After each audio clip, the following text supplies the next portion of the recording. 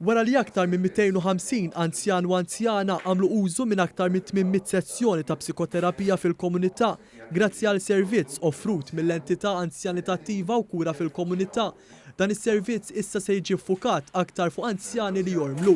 Dan tħabbar f'konferenza tal-aħbarijiet indirizzata mill-Ministru għall-Anzjanità Attiva Joe Etienne Abela. Ġi spjegat li dan is-servizz qiegħed jingħata primarjament fi kliniċi madwar Malta, fosthom Fraħal Ġdid, Ħal Ormi, Birkirkara, Iż-Żurri u l-Imtarfa. Ftit ġimgħat oħra se jiġi provdut ukoll minn dar Padova Fawdex wara ritlest tax-xogħol tal-innovazzjoni li għaddej bħalissa. It-terapija tista' tiġi provduta wkoll online jew fir-residenza tal-klijent f'każ ta' problemi serji ta' mobilità. L-anzjani jistgħu jibbenefikaw kemm minn sessjonijiet individwali kif ukoll minn sessjonijiet fi gruppi skont il-ħtieġa.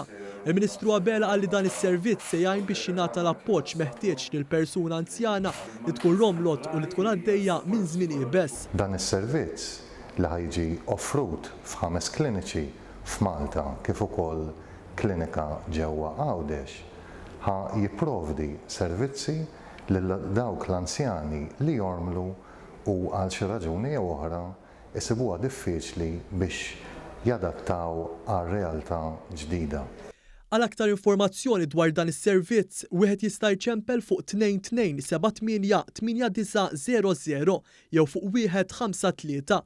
Wieħed jista' wkoll jaċċessa s-sit elettroniku www.activeaging.gov.mt jew iżur iċ-ċentru servizz anzjan fil-Belt Valletta.